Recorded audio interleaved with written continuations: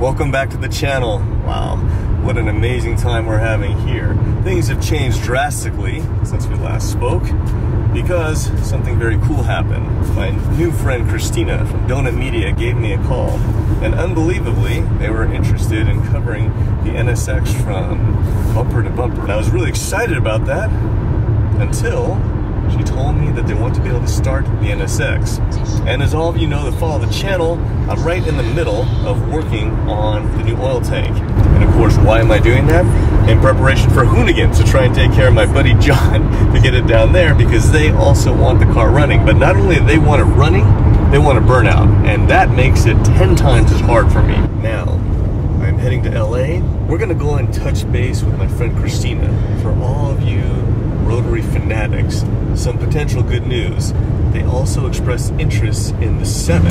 Could be something to look forward to coming down the pipeline. My real good friend JC purchased a mansion somewhere very far away from AM, which I'm very sad about because it takes me a very long time to go and see him. I don't know if it's going to be possible, but I sure would like to meet up with him and see how he's doing on the Studebaker. I love always cruising with him in the 550. There's one point in the year that I'm obligated to go to the LA area, specifically Rosemead. That is where Drew's family resides. And the reason I have to go is Chinese New Year. But I have some tips. The first tip is, if you're gonna go somewhere for Chinese New Year, the sea cucumber is not a vegetable. You don't want to find out the hard way like me. I don't know anything about the lunar calendar, but Drew tells me that I was born in the year of the turd. I don't know if any of you know anything about the lunar calendar. Is she BSing me? Is there such a thing as the year of the turd? I guess she says that is true, so I don't know. But I think in this particular case, it would be to my benefit if I did more studying on the lunar calendar. So we'll see how that goes as well. It's always a fun time with Natalia because she makes the 40 inches now, so she will be going on Radiator Springs Racers with Dad for the first time, which of course ties it in the channel. But other than that, let's take a look and see how everything went with the X. You'll remember that I cut off the bracket to this fuel pressure regulator. That, of course, is an issue because we're trying to get everything set up ready to run. So my initial thought was I would use this regulator on top of the other. The main function is that they're bridged together so the system still equalizes. And that line comes off of this fuel rail. As we look over here with my plan was to build bracket work off of that regulator, stack this one up on top, then brace it from the intercooler, run a new fuel line across from that rail. But as I was thinking about it, this was all set up for methanol. And for those of you that don't know, roughly methanol takes twice the volume of gasoline, or C16 in my case. And seeing that I plan to just stay on C16, I'm going to try and see if I can get away with one regulator. So therefore, all I would have to do is pull this dampener and inlet, put it on that regulator, check and pull that regulator apart, put it all back together, build a new line coming across from that fuel rail, and potentially a new return line, and possibly I will be set to go. Now, for those of you that are interested, how will I know if it will work or not work? Well, the problem will become when I'm trying to get my baseline fuel pressure, which I believe is 41 pounds. If I cannot adjust the regulator low enough, that means that I'm putting up too much volume from the fuel pump to bring it down, and I will have to address it accordingly. With only running one regulator, we're no longer going to need the second return line, and I will leave the distribution block in.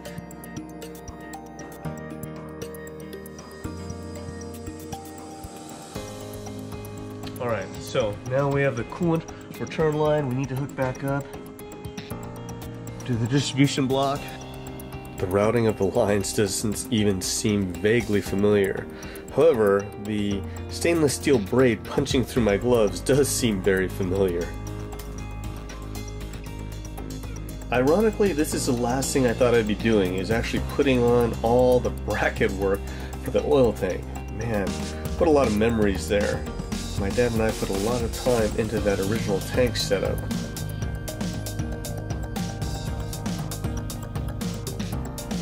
Anytime any of you want to build custom bracket work, one trick that has always worked well for me is all thread. You can see right there, because of the shape of the tank, it was difficult to figure out how to secure it all.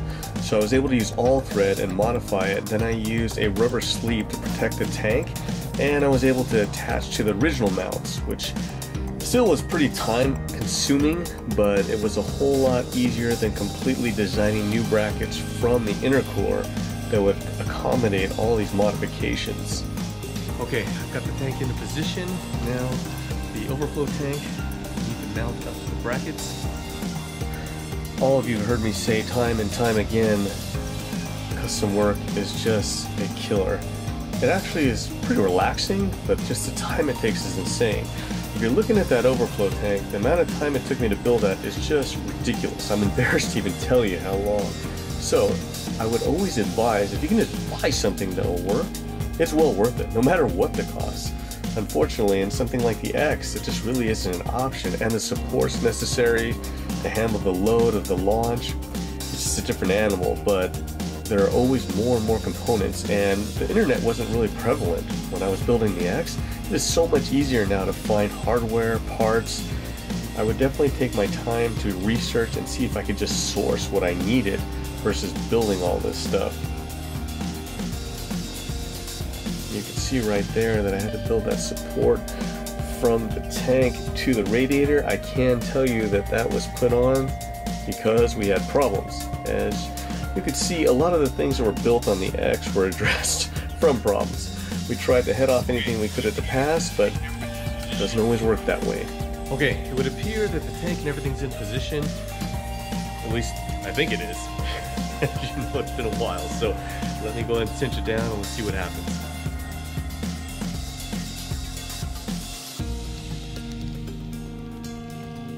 It looks pretty good, so everything seemed to mount up okay. Let's try and run the lines. Race cars or just your builds for the street. A lot of people always ask me my thoughts on fittings, amazingly enough, and the reason why, it's costs. They're so expensive, and everyone loves the look of the aluminum fittings, and of course technology has changed. So you can see right there, I like to use grease. The first thing is that always use grease if possible, at least in my opinion, to save the fitting's life. I mean, once you blow through the anodize, I'm sure several of you have seen it, either galling with the aluminum or worse yet, something might seize. Quite the pain to work on. The other side of this equation is, people ask me my thoughts on the best fitting brand. And the honest deal is, I've used several brands, even fittings from China.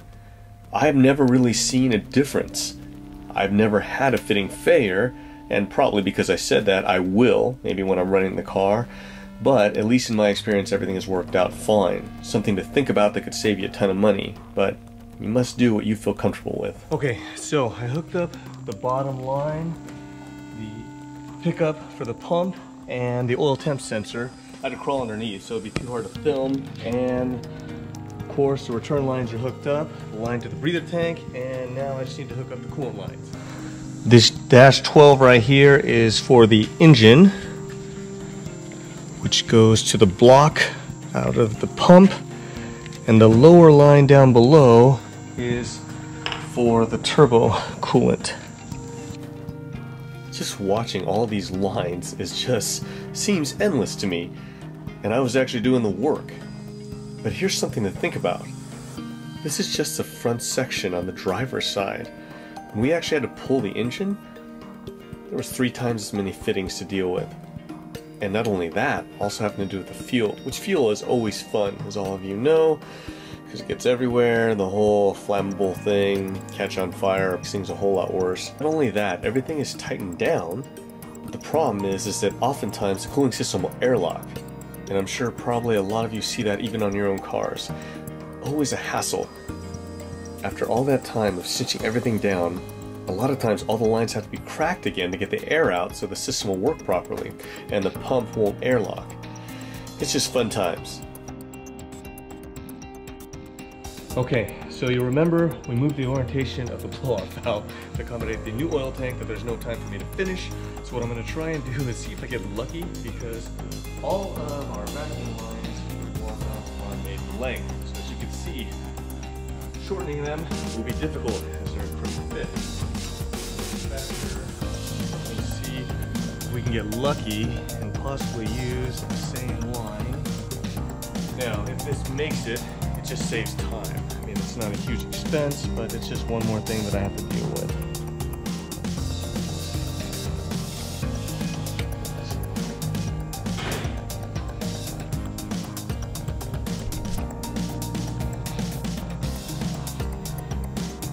And no, it's not gonna make it.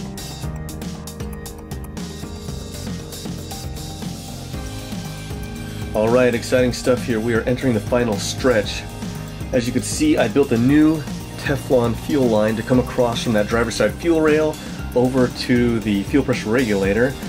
Hopefully for some luck, be able to use just a single. I feel fairly confident we'll be okay. Bringing it down there. As you can see, all those fittings are stainless in preparation for methanol. The stainless fittings are nice because they hold up much better to going on and off versus the aluminum, but I'm sure you know the downside, and that is, of course, cost. Now we'll put on the fuel line from the passenger side. I don't expect any problems with that line, of course, because it was already there originally. I just have to cinch it back down.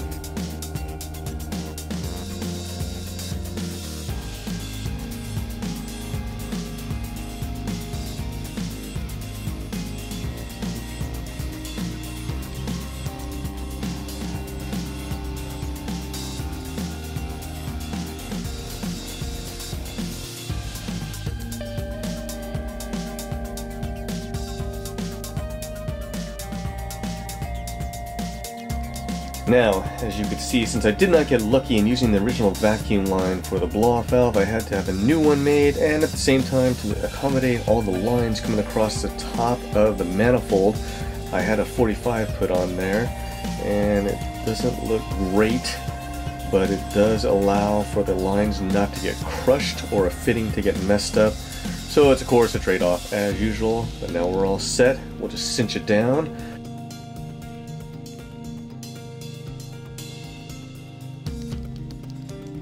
Alright, so I'm going to fire it up, keep our fingers crossed. I'll take a close look where all the fittings are and see if we have any leaks.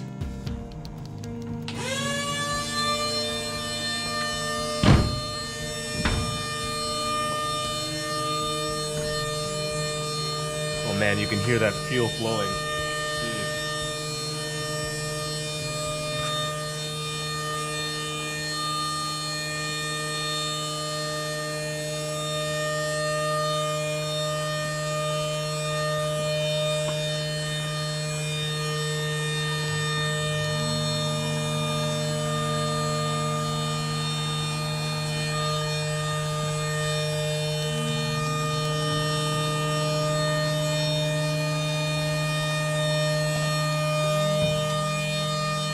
Okay, looks like we got some luck. Everything's looking pretty good. I don't see anything even seeping. So now we can move forward. Okay, just like we talked about with the 7, always check the crib, no matter what it is. Especially when you're firing a new engine, even though this is technically a really old engine, but I did rebuild it before I retired. So we need to check the crank index position. Just to clarify again, what that does is we put a number into the Motec, which allows us to index the crank to get to 0. Top dead center is found when the engine's put together, then that way we can reference it so the Motec knows where 0 is. Without the correct crank index position, your timing will be off and it will be very bad times. So as you can see right here, the crank index position is 134, but we are actually zeroed out, and that way we can test for 0. Now I'll go ahead and grab my timing light. As you all know, I like to use a very old one. I don't like any of the electronics to interfere. I'll get into position here, and now go ahead and hit it, Dad. Okay, excellent. So for those of you that saw that, we're right on the money. The pointer is right there indicating top dead center, and that white line that was flashing across, that is right on the money. So luckily we're good to go, so we can proceed. This man feels that the coolant system is topped off and ready to roll. The key is we need to fire and see if the head gasket's holding. So he'll monitor the coolant to look for any combustion, and I will see if I can get this thing fired up. All clear, please? All clear.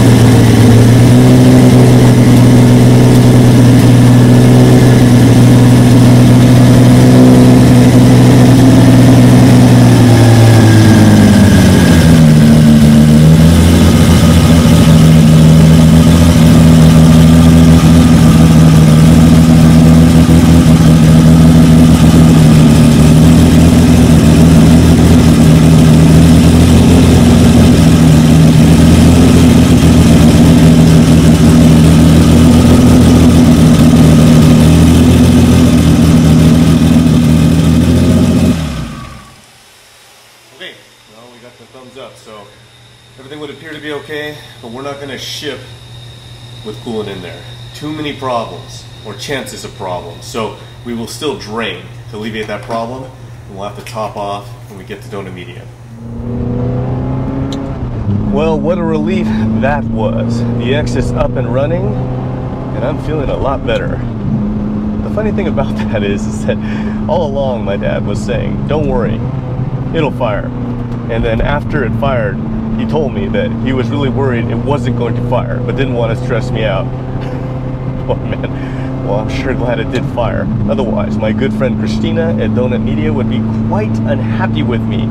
She did tell me they would take the X not running, but they did not want to, and it would be much more desirable. Translation, Adam, you better get it running. So, whew, it's been quite the run, and took a lot of my time, and it's going to be all double work, which, as all of you know, I'm very excited about, because now, after this is done, and they're able to fire it, I will have to convert everything back and continue working on the new oil tank to try and prepare the X for Hoonigans. All very exciting stuff, but we'll see how all that goes.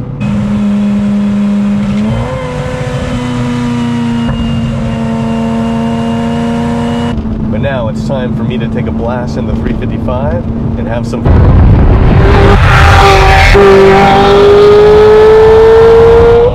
Have a great weekend. See you next time.